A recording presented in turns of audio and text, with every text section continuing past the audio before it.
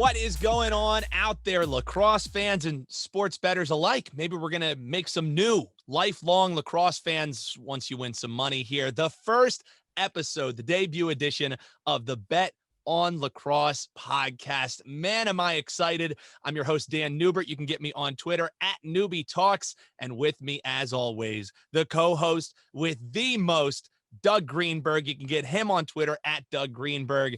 Doug, it's been a long time coming. We had to talk about fantasy and the like to get here talking about what we love, the sports betting side of things. Doug, how are you doing, my man? Newbie, I am so good, man. It is so good to be back. It is great to be talking lacrosse. It's great to be talking betting. And you know what?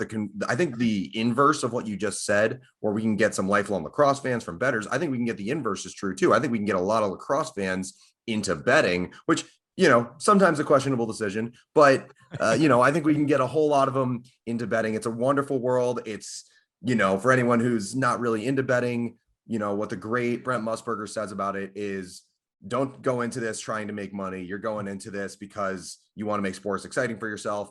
If you're smart and you're disciplined, you can make some money, but, we're here to just have a good time and maybe not for a long time, but we'll see. I love it how he drops knowledge, saying inverse and converse and not the shoes in the opening of the show. But I completely agree. This is highbrow stuff, man. Yeah, always highbrow stuff. And that's the thing. I definitely agree. Well, the long-term goal is for us to make money, but we're going to have fun all along the way. And right at the top here at the Bet On Lacrosse Podcast, I want to remind folks, when you are gambling, make sure you're doing it responsibly. But we're going to have some fun here on the first episode of the Bet On Lacrosse Podcast. Also behind the board, and you'll be hearing from him, probably pushing back on some of our hotter takes, Hutton Jackson. Behind the board, Hutton, you got to be excited too, man. We're finally here talking lacrosse betting, man. It's going to be a fun summer. I am pumped. I'm pumped to have you guys running this show. I'm pumped to kind of be behind the scenes, and I'm pumped to have you guys pick some winners for me as well, hopefully this summer. Well, the thing is, if only lacrosse was fun and exciting and we had back and forth games to talk about. Oh, wait. We're recording this fresh off of the NCAA Division I championship, where instant classic doesn't even scratch the surface on what we saw. So we're going to start by just breaking down that game that you were able to bet on college lacrosse come playoffs, which was just terrific. Following that, we're going to take a look at the PLL futures market. We're also going to go through all 5 games in week 1 of the PLL. Of course, we'll be sharing what we're looking at on the board. And then wrapping up the episode, we're going to debut our extra money opportunities segment. And we're also going to get you some best bets. So without any further ado, let's get right into it with the Division I championship that was just everything we could hope for and more. It was 2 powerhouses in Maryland and in Virginia. Virginia looking to go back to back. Maryland looking to stay undefeated.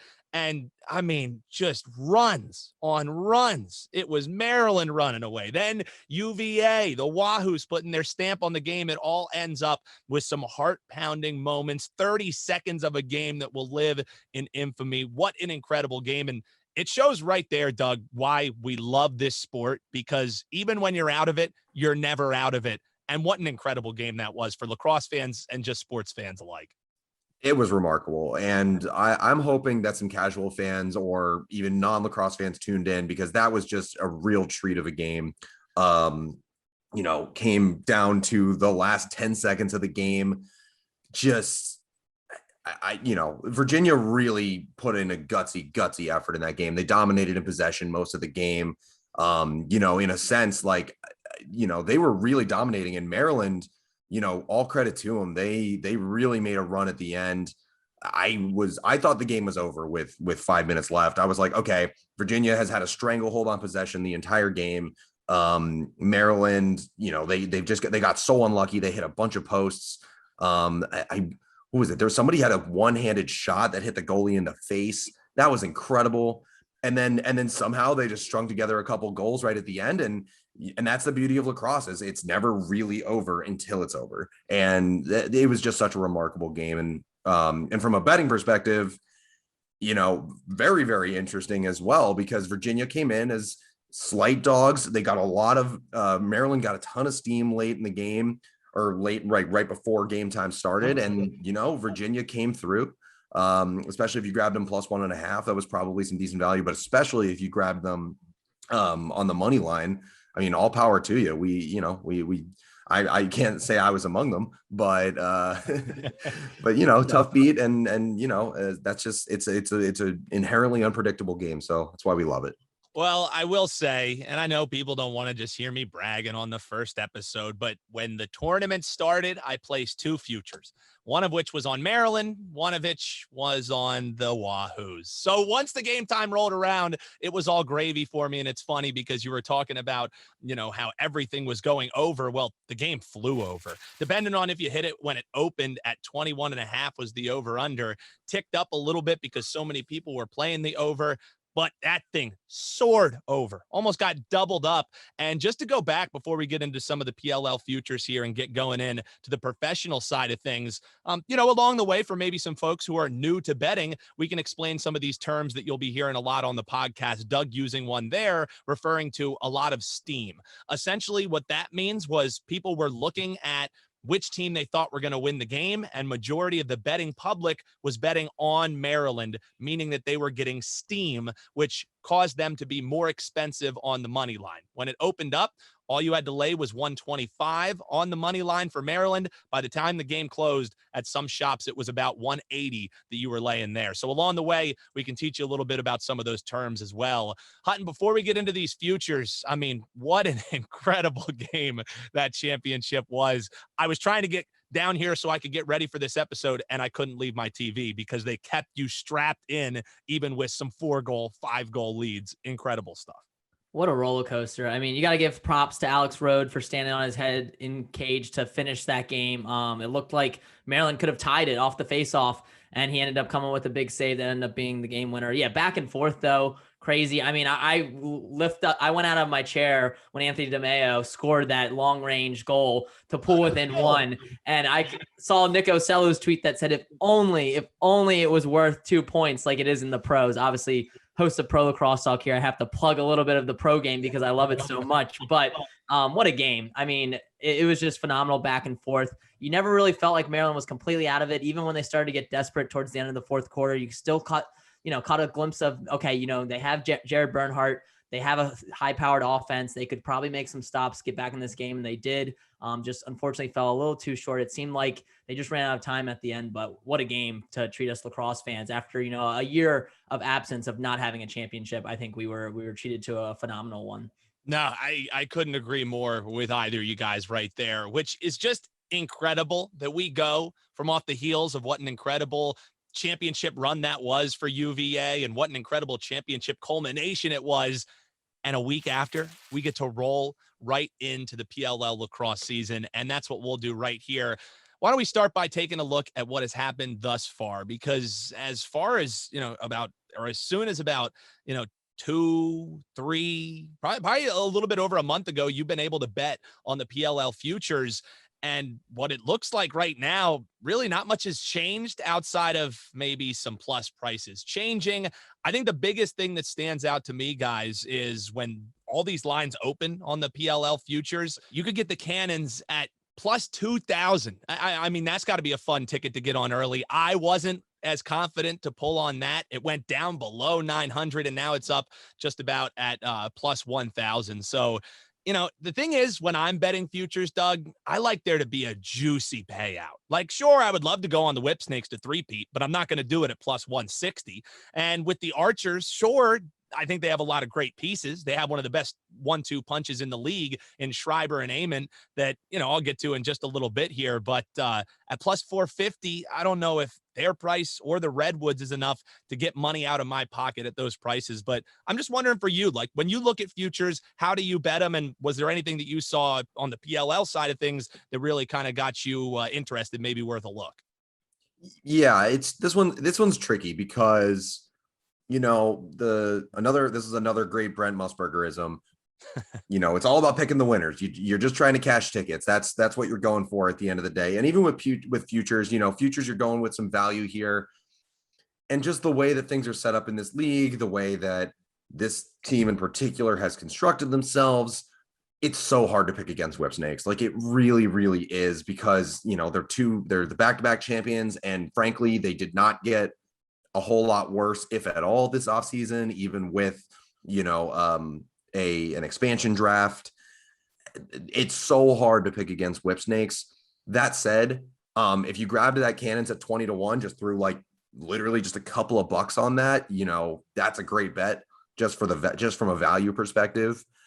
And then from there, we can see some of the teams that have caught some of the steam, as we were talking about earlier. Archers obviously have moved up a little bit from 500 to 450. I think I personally love Archers this year. I think that the way that they're constructed, they did a really nice job in the offseason. I think getting Connor Fields was such a great move for them. That offense is going to be super high powered. So I like them a lot. And then another team that's very interesting that's caught a lot of the steam in the futures market is Water Dogs. Water Dogs opened up at 9-1 and now we're 7-1. And honestly, it's another team that's made a lot of great moves in the offseason. They already had some decent pieces there, despite being an expansion team last year. But if you're really looking for some value down the board, it might be a little bit too late too late from the cannons because they've, their value's been cut in half. Yep. But Water Dogs just moving down, 2 orders of magnitude or whatever you want to call it.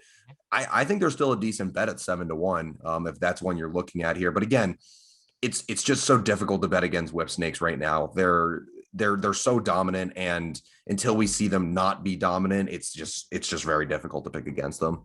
Yeah, and I think too, in between Water Dogs going up and then going down, they went all the way up as high plus 1,100. So you just see how fluid these kind of future markets are, and why really you just kind of have to keep going back and checking them, because sometimes you'll just see this incredible plus price that's just a little bit too juicy, so to speak, to be able to turn up. But I'll be the first to drop the hot takes, guys. Even at plus 450, while I hate having the book holding on to my money for just, a 4.5 to 1 payout, that's going to be my pick to win it this year. I think that they were right there, 1 goal loss to the Whip Snakes last year in the semis. And I'll get to this a little bit later, but the real part that they were missing was something at the stripe, was at that face-off X. And, they've definitely answered that with the player that we talked a lot about on the Fantasy Lacrosse podcast in TD Erlin. So I'll be the first one to throw out a hot take here on the Bet on Lacrosse podcast. Give me the Redwoods plus 450 to win the championship. And if that continues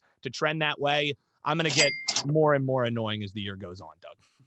I don't hate that pick at all.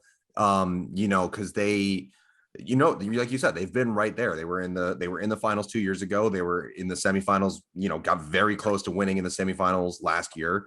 It's not a bad play, and they are one of the most talented teams in the league, no question. And like you just mentioned, they filled in one of their only weaknesses, which was at the face-off stripe with arguably the best face-off guy in college lacrosse this past year. Probably not even arguably. TD Erlin, dude is amazing. I definitely like that play a lot. But again, what we keep talking about with line movement as well, you might be able to get some better value on Redwoods. It just depends how you think like the first week or two is going to go. Redwoods is one of the only teams, Redwoods and Cannons are both playing 2 games, right? In the first week. So if you think that Redwoods is going to lose one, maybe both of those games, then maybe you wait, see if Redwoods, their line gets a little longer, and then you grab it, because then you get a little bit better value on that pick. But I definitely see what you're saying. But it'll depend kind of just how you think they're going to do in the early goings. But it's definitely a really nice pick in terms of some value.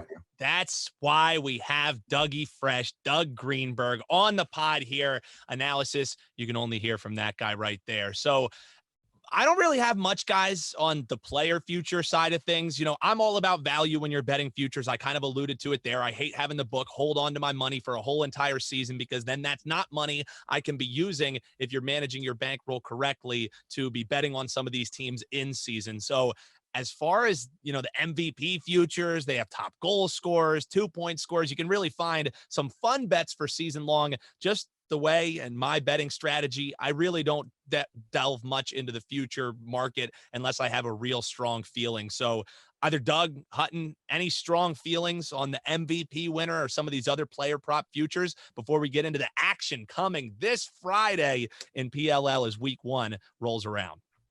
Yeah. So, just looking at it right now, it's the MVP ones. It's really just so hard to say. Obviously, we think Lyle's the favorite, rightfully so. And then you got Rambo, the MVP from 2 years ago. I believe Zed.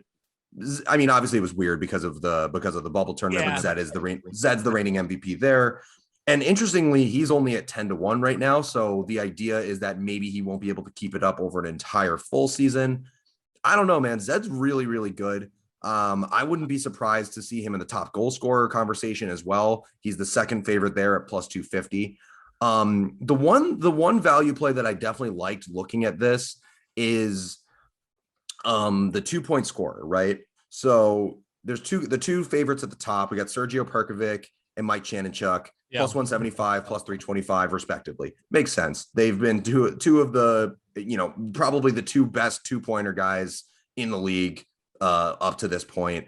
However, there is one rookie coming in this year, and there was a tweet from our guy Joe Keegan, which I can't find for whatever reason, but I know I saw it, where he was at practice and he saw Mac O'Keefe has got some serious range apparently. He was one of the deadliest scorers in college lacrosse, and he's tied for the third best odds, but those odds are at 12-1 compared to where Perk and Channy are at. And that's really, really interesting to me, because I think the only reason he's at 12-1 is because he's an unknown commodity. And sometimes you can make some serious dough on that. Guys who you don't know, like, and that's another one too. I don't think we have rookie of the year odds or anything like that, but rookie, like in other sports, being able to like spot something in a rookie of the year campaign, for example, in the NHL, I didn't end up taking this and I'll be kicking myself for the rest of my life about this. Kirill Kaprizov from the Minnesota Wild, you could find a serious edge on that dude. He was like the 4th or 5th best odds for rookie of the year in the NHL. And there were so many indications that he was easily going to win it this year. It hasn't been announced, but he's pretty much a lock for it at this point, because he was a dominant player in the KHL. And so he's had that experience. And so if you can spot an edge with a guy like Mac O'Keefe, who was one of the best scorers in the history of college lacrosse, and we're getting a lot of early indications that he's got some range, and we don't know exactly what he can do from 2-pointers at this point, because there is no 2-point line in college lacrosse. So I love Mac O'Keefe at 12-1 for most 2-point goals. I think it's a really, really good value play. And especially if you don't want to go with a known commodity like Perkovic or Chanenchuk. That's the only player future I really feel a little strongly about. I'll probably end up throwing something in on that before the fun gets underway. So that's the only thing I'm looking at. Now, full disclosure, I record from Pennsylvania, a little bit outside of Philadelphia. They do have a saying about Mac O'Keefe there at Happy Valley at Penn State, and it is simply, he's good.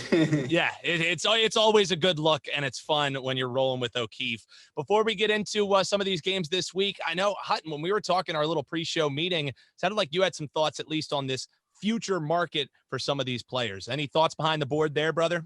Yeah, I love, the idea of Mac O'Keefe, having a chance. Obviously, we've seen him shoot from 2-point range in college, despite it only counting for 1. So he's more than capable. I also like Kirst as well. He's at plus 2,000 is another opportunity. Again, he's going up against Mike Chanenchuk on his team. So it might be tough for him, to get all those opportunities as well. But especially with Mac O'Keefe being probably going to be running out of the box a lot because of that attack. I mean, the thing with the Chaos, they don't really play attack and middies. It's more lefty offensive guys, righty offensive guys. So I think there's going to be a lot of opportunities for him. So I really like that. In general, with the player futures, I think it's just tough because the odds are so stacked against you. And it's almost like, the two obvious picks would be Lyle Thompson, Matt Rambo, and Tom Schreiber, but they're the least value you could get. And then everything else is kind of a risk, especially too, when you're looking at teams where, you could look at, if you think a Cannon could potentially win MVP, well, you got to remember, it's probably going to be Lyle Thompson if there's anybody. And that's kind of how I feel with a lot of the teams. And again, the MVP thing is it's tough. Zach Curry is another guy who could be on the Water Dogs to be an MVP caliber player, but it's just hard. It's hard to pick these player futures. Man, see, that's why we pull him in. Even if he wants to hide behind the board and just produce the show, we're going to have to keep getting Hutton takes because they're so strong, just like that. So folks, we know you came for the meat and potatoes. Believe it or not, this week, the PLL already starts. Friday night, we will be talking about professional lacrosse being back, and we'll be talking about us betting on it. So I'm going to turn it over to Hutton, and he'll break down, or at least send us into the games we'll be breaking down. We'll be giving you our thoughts on the totals, some spread plays as well, and you'll want to stick around to the end of the episode when we give you our best bets and our extra money opportunities. But Hutton, take it away, my man. Yeah, so you have Redwoods Cannons starting it off 7 p.m. on Friday night. Redwoods are 1.5-point favorites, and the over-under on that is 22.5 goals. On Saturday, you're getting the Chaos and the Whip Snakes. The Whip Snakes are 2.5-point favorites. Obviously, they are the reigning champs, and they beat the Chaos en route to their second championship last year, so that's going to be a rematch from last year's championship. Later that night, Atlas play Archers, new look Atlas team. Archers are opened up as 1.5-point favorites against the Atlas.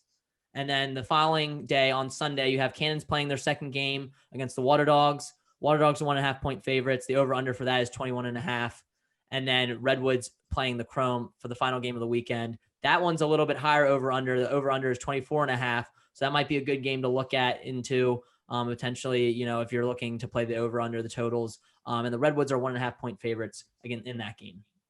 Yeah, excellent stuff there. And that's the thing, you run down right there and you notice the highest total that you're looking at is Atlas and Archers. A lot of respect for both of those offenses. Probably the Archers in that case, maybe just a little bit more, with Jeff Teat still having that major question mark over when we'll actually get to see him, if at all, on the field this year. 25.5, as Hutton mentioned there. The lowest we're looking at in the total market is the Cannons and the Water Dogs, which is 21.5, and that under is even juiced a little bit more. You have to pay a little bit more to play the under at -134. All the games basically lined like you would see a baseball line or a hockey line, that 1.5. They call it the run line or the puck line.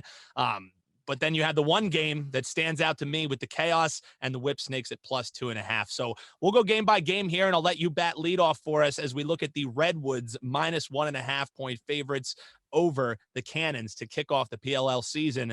Anything you're looking at here, Dougie? Yeah, I mean, it's such a great game to open it up. I completely understand why the PLL wanted to lead off with this game, because Redwoods is kind of that, the perennial bridesmaid. As we were talking about, one of those teams they're always just right there, but they can't ever quite get past Whip Snakes. You don't necessarily want to open the season with Whip Snakes, though. That's something that the NFL does every year. I think it actually would have been kind of cool, but I understand not wanting to do Whip Snakes in the first game of the year against Cannons. Seems to set Cannons up for failure immediately. So I like this idea of doing Cannons against Redwoods. As we were saying, like, Cannons are just they're a completely unknown commodity right now. Obviously, there's some things to love with them. There are some things to, be a little concerned about. But like we were saying, Redwoods they're such a good quality team. And I just can't see them, dropping a game right off the bat to an expansion team, even if that team has Lyle Thompson on it. If I'm looking at the spread, the -1.5 here actually looks really, really nice for Cannons, for Redwoods. You're getting even money for that, as opposed to the money line where you'd have to be laying -167. I wouldn't feel great about that.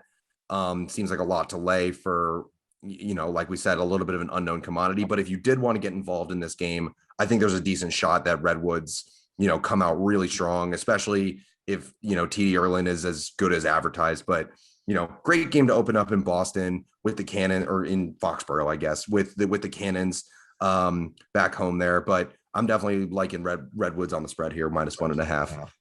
Now, Hutton, any feel on this game? And then I'll kind of wrap it up before we move on into the next one. Do you have a pick against the spread in this one, Hutton?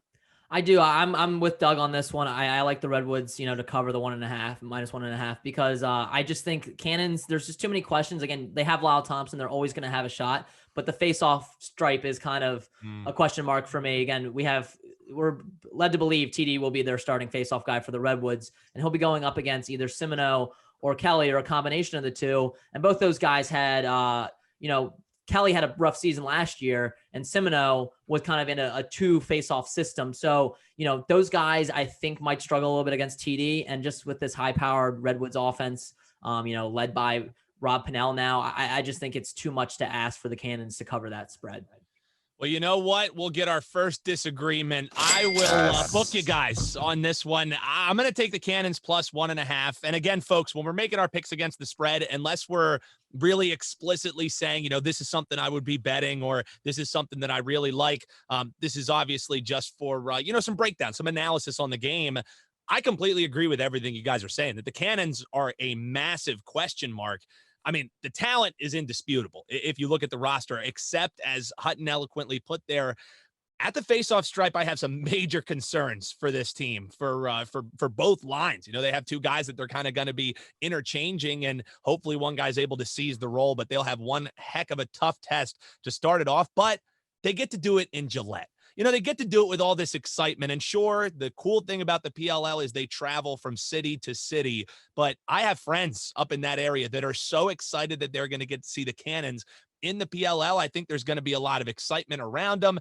We've also seen in the past couple seasons that the Redwoods, they can have a tendency to start a little bit slow and really come on late. Now, I'm not saying that will happen, but in week 1, opening night, who doesn't want to have a fun time? I'm going to take the Cannons plus 1.5 in this one, and I'm going with my first dog. A lot of my looks as we roll down here, guys, are going to be looking towards the dog, just because in week 1, I just think there's such question marks. Like honestly, there's not many games that I'll be betting with my own money in week 1 because I just kind of want to sit back. I want to see how some of these teams look, some of the chemistry, and then come week 2, week 3 is where I'm going to really start ramping up and really expending my bankroll. But why not play on the dog in in the first game of the season, have a little fun, and then you and I can all be talking shit back and forth as the games are going on. It'll be a fun time. Yeah, man. And honestly, I completely agree with you there. The last time we saw PLL, they were in the bubble. It was a very unique environment. They were playing lots of games in a short period of time. And now we've got an expansion. We got an expansion team. We have a new league merging in here. There's just so many question marks. And I think, I'm going to bet probably on one or two things here in week 1, but I'm not going to go completely crazy with it. I'm just going to use this week to evaluate how everything goes. And then from there, we'll kind of see, I think week 2, we'll have a better feel of like what this is actually going to look like. But yeah, it's a good point. You don't want to go too crazy right off the bat. And, especially you don't want to blow all your money right off the bat. Don't want to destroy that bankroll. So, definitely something to keep in mind with this first week of games. We can evaluate it all we want, but really, we might be completely wrong. Would not be surprised if for some of these games we are totally wrong and we're totally off base. Like there's just nothing you can't take everything into account. So definitely something to pay attention to. My biggest advice for you prospective bettors is even your best bet, even the most confident lock you've ever seen, is going to lose 50% of the time. Don't be crazy. Don't be pulling off the rubber band and betting with money that you can't lose, because even your most confident play is going to lose, folks. It's just going to happen. There's a reason why those lights are always on at these sports books. That's the exact reason there.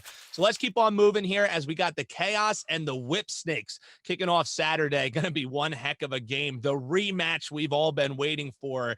And the Whip Snakes getting the most favoritism on the spread, which comes as no surprise, as we kind of alluded to there. But both lines, both ways, minus 113. But you're looking at 2.5 goal favorites are the Whip Snakes over the Chaos. My best bet actually comes in this game, so I'm going to hold off. You guys are going to have to stick around for old Newbie Talk's take on this one. But Doug, 2.5-point favorites with an over-under of 22.5, 5 o'clock on Saturday on the Eastern side of things. What are you thinking, brother? You know what? If this was like Whip Snakes against Atlas, or it was against, I don't know, Water Dogs maybe, or Chrome, or a team like that, or Cannons, obviously, I would understand the 2.5-point line. That would make a little more sense to me. But against Chaos, who they played against in the championship game, granted, they beat them by more than 2.5 in the championship game, but I just don't think that's enough of a reason to make this a 2.5-point line. I think that, and I mean, another reason I could see why the bookmakers would think about this too is that, Chaos were god awful at the beginning of the season in the bubble.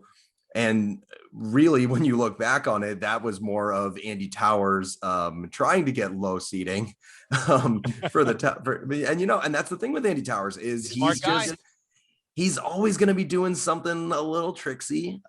He's always got something up his sleeve. And I don't know. I don't think that Chaos want to really get embarrassed by whip snakes again. I don't know. Something feels really weird about that. Like I get it. Like the books are, and this is another one of those betting axioms, is that the books know what they're doing. They're trying to entice people with this bet. And I don't know though. Something just feels so wrong about this. And granted, betting in lacrosse is really new to the books as well.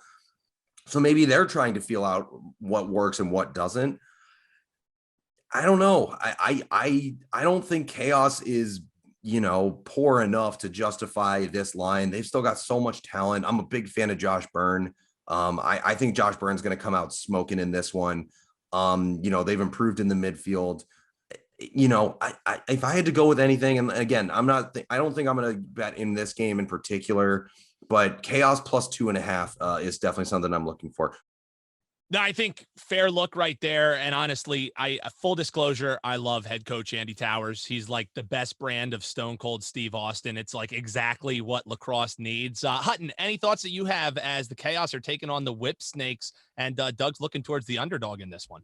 Yeah, I mean, I probably wouldn't touch this with a 10-foot pole. If you had to hold my feet to the fire, I'd probably go Whips still, to cover. Really?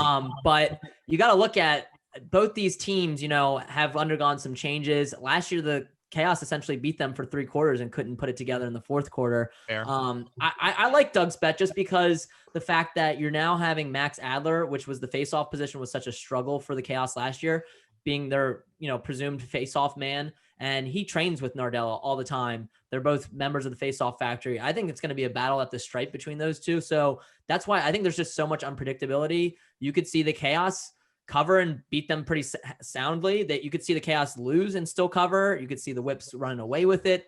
I just wouldn't touch it. So I tend to like where Doug's head is at, just because they are given 2.5 points there. But again, I wouldn't touch this game if it was up to me.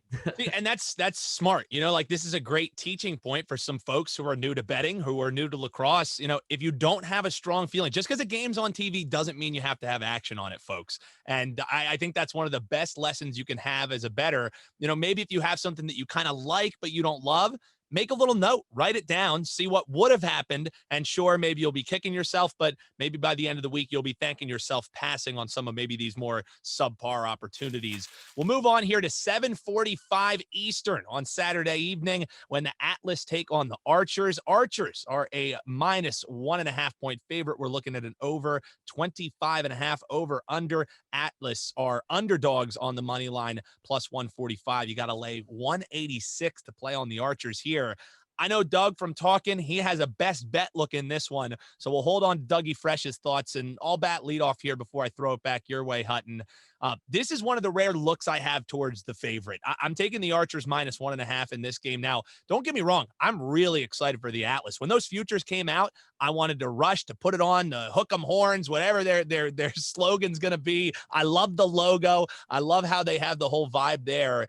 I'm really excited for the Atlas. However, I'm a little less excited when you have the giant question mark over Jeff Teat, who I was so pumped up when he went first overall. I think people have forgotten what a terrific player that this guy is because Cornell wasn't in action in this past NCAA season.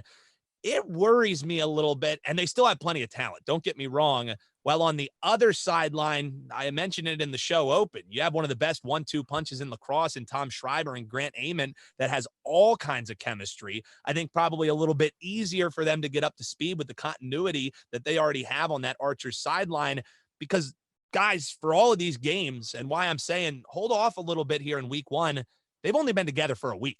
Doesn't matter if they played 2 seasons, if they're going into their 3rd season, if they're a rookie, they've only gotten to camp a week ago at Gillette Stadium. So I think in a lot of these, and, I kind of speak out of turn when you'll get to my best bet, though. I think a lot of these teams that already have established continuity, they have a better chance week 1 at maybe pulling away, maybe making this a little bit tougher, which is why I look at the Archers minus 1.5 in this game. What say you, Hut?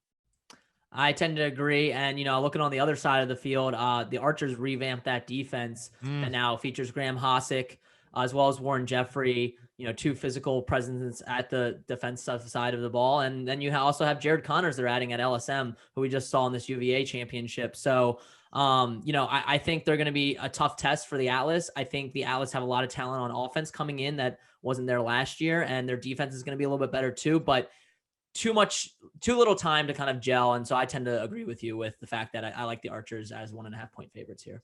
So we'll get Doug's take a little bit later when we get to our best bet segment, which brings us, folks, to Sunday. Can't believe we're already talking about the last two games of the weekend, but we have plenty of fun coming this season, folks, as on Sunday, first game that we're looking at is the Cannons back in action again and staying as dogs on the spread, 1.5 point underdogs to the Water Dogs, who are 1.5 point favorites. We're looking at a 21.5 over under, and Water Dogs also favorites on the spread or on the money line, while there's no plus money to be had on the money line. As we look at our odds here, we're recording on a Monday. These, again, folks, may be moving at some point during the week, so you want to get to them as quickly as you can when you hear our episode drop. But 121 on the money line to the 106, both of them laying money on the money line. I'm staying away from both of those opportunities because of that. But Dougie, we haven't heard from you in a while, brother. I'll let you bat lead off here. As the dogs are not dogs against the Cannons, your thoughts, brother? Dogs are not dogs. That's a line. Pretty good. Anytime the Water Dogs are favored this year, that's something we're gonna have to pull up. Yes, sir. I don't think I'm going to put any real money on any games involving the Cannons this week, just because we really don't know what we're working with them. It's an entirely new team. And obviously they're going up against the other expansion team from last year, but we have a little bit better idea of how that team's going to function a little bit. I'm really excited about the kind of moves that Water Dogs made in the offseason. I think they're much improved. I definitely, I really like what they've got going on. And I think that, again, if I had to do anything for this game, I'm always going to pick against an expansion, against the newer expansion team, pardon me there. So I'd probably be looking at Water Dogs -1.5, but realistically, if I'm going to take it, it would probably be on the money line -121 for the Water Dogs. I'm willing to lay usually up to about 150. That's me personally. You got to, do what's most comfortable for you. And a 121, that's very reasonable for me. So I think just to not have to sweat out that extra point, having them win by 2, I'd rather just take Water Dogs -121. Yeah, I think you make a lot of great points, and this is one that I'm not playing as well. If I had to, I would go with the Water Dogs -1.5 for one reason and one reason only. What helped me decide where I was kind of going on my picks against the spread here was some of these prices that you have to lay. That's one of the things when they line it as if it was a run line or puck line, you can get just some insane juice that you have to lay, some insane money that you have to lay to be playing something on the spread, which is the point of betting on the spread, is so you can get away from some of that heavy money line juice. So you put in a perfect opportunity where it's the exact opposite, because sure, do I think the Cannons can cover and win this game outright? Yeah, but I'm not going to lay -230 to do it. Now, for what it's worth, the Water Dogs, as Doug alluded to, they came on late in their last year, in their first year in the PLL, and they kind of know what the Cannons are kind of going to be going through this season as being the new kid on the block, the new expansion team. Cannons have to get up to speed rather quickly. I don't love this one either way, but that +175 on the Water Dogs to cover that spread would make me feel a little bit better about it if I did hold my nose and bet it, which I don't think I'm going to. Any strong opinion or feels in this game, Hutton, before we get to our last game of the spread or of the board this weekend? No, I tend to agree with you. I do like the +175 because I do think the Water Dogs will win, and I think it will be, more than 2 or 3 goals. I think. Again, I'm not too high on the Cannons right off the bat, and I love what the Water Dogs did this offseason. I'm looking a little bit more too, though, at the totals. I think 21.5 is kind of teasing you to try to take that over. I would take that over in this game just because I think, Jake Withers did really well at the stripe last year, but he also had Semino with him. I think this face-off battle might be a little bit more up in the air comparatively to what the Cannons are going to face on Friday night. So I think you could see a lot of possession changes and hence a lot of scoring in this game. So I would take the over probably on this. You're getting it at +105 as well. So that's probably where I would look. I would maybe avoid picking a favorite in this, but maybe go towards the total. Beautiful stuff there. And final game faces off 3:45 on Sunday afternoon, and then week 1 is done already. It's the Redwoods taking on the Chrome, and the Rollwoods are minus 1.5 point favorites over the Chrome. You're looking at a 24.5 over under, and money line very similar, actually the exact same money line that we just talked about. The favorite minus 121, and the Chrome, the underdog, at minus 106. I'll bat lead off on this one, guys. I'm high on the Woods. I mean, you heard it at the top of the episode. I was Mr. Hot Take starting off the episode, which is how we want to do it here.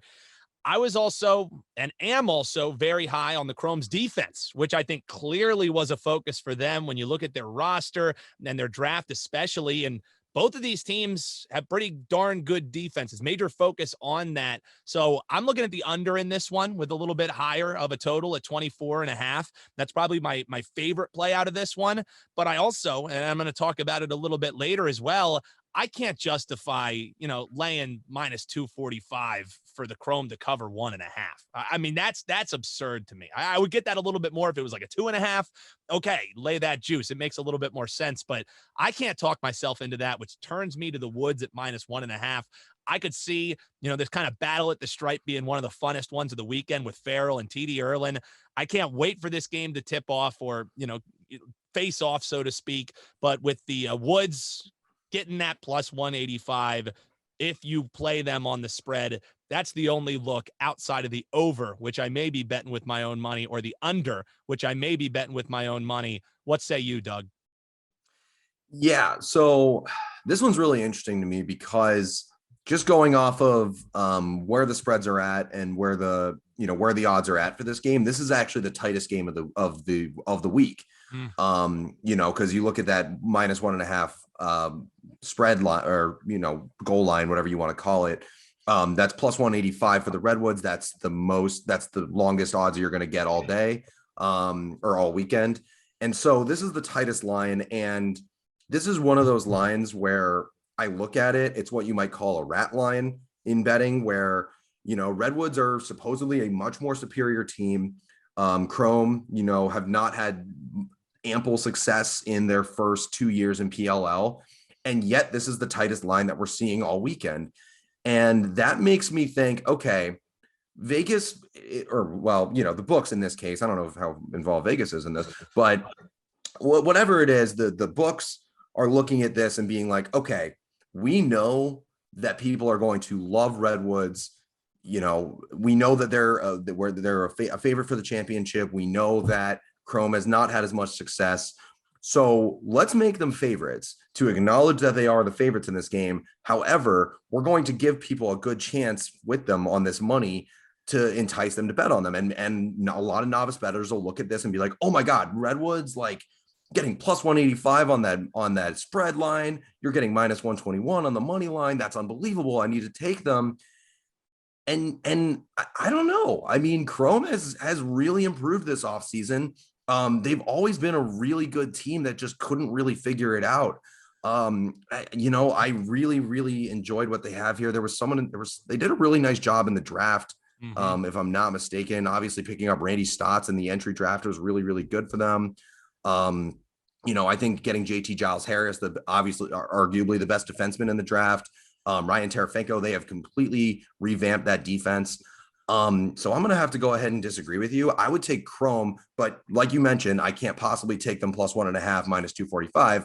So I'd be looking at them on the money line here, minus 106. It's one of those plays that I actually really, really like. It's not my best bet, but I do really like it a lot. Chrome minus 106. I love it. And Hutton, you're going to get the last word here before we step aside, give folks our best bet and our EMO extra money opportunities. What do you think of our breakdown there of our final game of week 1? I tend to agree, kind of with Doug. I like the Chrome in this game, but again, I'm not going to do plus 245. It just doesn't make sense for me to put that much money towards it to try to make a little bit. So I would probably just do the money line and pick Chrome, because I do think I'm pretty high on the Chrome. I thought they had a really good season trending upward last year as well. They just kind of ran to a hot chaos team out of nowhere. Last year they beat the Redwoods by 1. So again, that's like a really tough game for me to even touch. So if I had to pick, I'd probably go Chrome money line, but again, probably staying a large distance away from this game. Man, so folks, when I fade the Redwoods earlier with the Cannons, I get disagreement. When I roll with the Woods here, I get disagreement. I can't win with these two guys. We're going to step aside. We're going to hear from our sponsors when we get back. It's money-making time. We're going to be giving you our best bets and our extra money opportunities. Don't go anywhere, folks. Thank you for listening to Bet On Lacrosse on the Lacrosse Playground Podcast Network. Bet On Lacrosse is hosted on the podcast platform Anchor, and Anchor gives you everything you need to produce your own podcast, and the best part, it's free.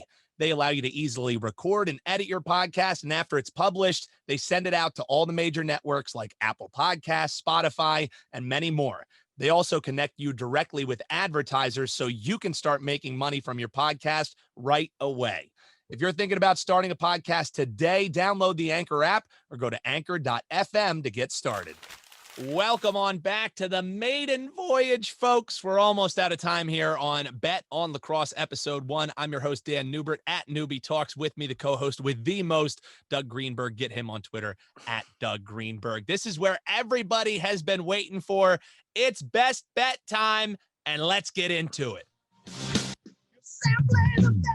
Oh, yeah. Oh, Tina Turner kicking off the segment. It's all about the production value here, folks. We got to keep you around for a reason. Best bet time. Doug, the floor is yours, my man. All right, man. I'm going with Archers -1.5 against Atlas. Atlas made some nice moves in the offseason. I'm still not completely convinced by them. I think if there is such a thing as rebuilding in PLL, I think Atlas is probably the closest thing to that. Whereas Archers, I think, are in win now mode. I think they're really trying to prove that they're up there, especially, having Tom Schreiber, one of the best players in the league. I think they're out here with something to prove this week against an Atlas team, which I'm just not completely convinced by.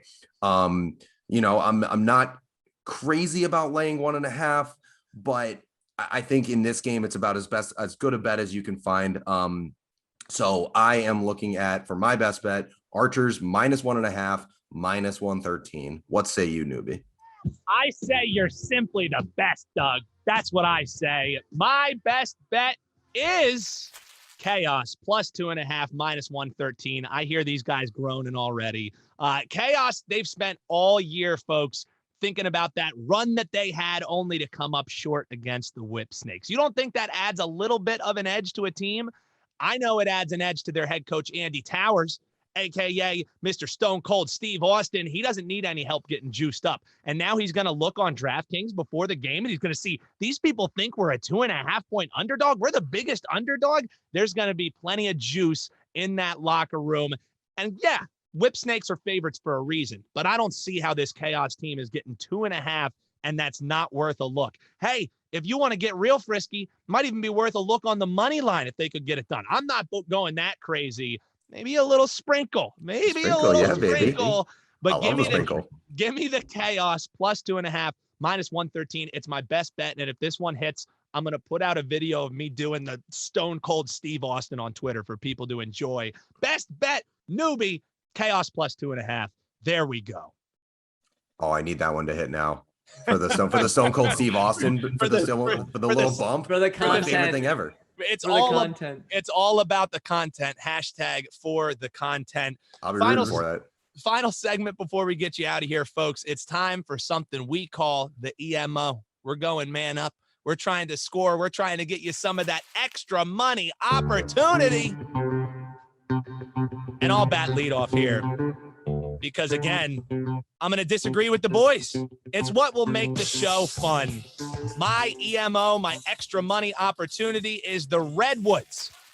And that juicy +185, them on the spread -1.5. I said it earlier, the Redwoods are solid top to bottom. What was the one piece they were missing? Was at that stripe. Second to last in the league last year, 36% on faceoffs. Horrible. So what did they do? They went out and got the guy who could potentially be one of the best guys from the stripe in professional lacrosse. It's TD Erlin. Now he has quite the test getting off the ground and getting acclimated in game 2 for the Redwoods against Farrell. but as great as I think he will be, it should be a huge payoff for the Woods, and hopefully the same for us. My EMO this week, Doug, is Redwoods -1.5 and that juicy 185 for my first EMO of the season. What say you, brother? All right, man. My EMO is Water Dogs -1.5 plus 175. As we talked about in this section with this game, I love what Water Dogs have done this offseason. I think they really addressed a lot of their weaknesses, and I think they're going to be coming out hot. They want to prove that they're not the rookies anymore in this league, and they have a chance against the current rookies in the Cannons, who are still going to be trying to figure things out. Water Dogs, struggled a little bit at the beginning of last season, and I think now that they've had an entire season under their belt, and they're getting the chance at the fresh meat, I think this is a really, really great spot for them. I could see them, wanting to make a statement in this game. So I'm looking at Water Dogs -1.5 at plus 175, not quite the plus 185 that you had, but it's still very solid for some plus money right there. Hey, as long as it's plus money, it makes our extra money opportunity segment. So to recap, I'm on the Woods -1.5 plus 185. Dougie Fresh, Water Dogs -1.5, and that juicy plus 175. That's our EMOs, folks. That is a wrap for us. And we want to remind folks that starting next week, we're going to debut that Wager Woes segment. Hopefully not on either of our best bets, but we'll get to that and cross that bridge if we have to. And that's where we'll be recapping the most unfortunate bad bets of the weekend. Also, starting up, we're going to have our money line hotline bling up and running so that you can call in and give some maybe betting advice that you want to give to the listeners, or you can also just call and vent about your wager woes. Just visit the link that's in the description. And of course, check out everything we're doing at lacrosseplayground.com. If you want some more betting content beyond lacrosse, you can also check out the man, the myth, the legend, Dougie Fresh's betting newsletter. It's called The Rundown. Follow him on Twitter at Doug Greenberg. Keep your eyes peeled for my betting preview coming later this week as well. And as always, folks, smash that subscribe button, share this pod with your fellow betting friends, fellow lacrosse fans, and join us every week as we bet on lacrosse. And let's make some money. For Dougie Fresh, Doug Greenberg, I'm Dan Neubert at Newbie Talks.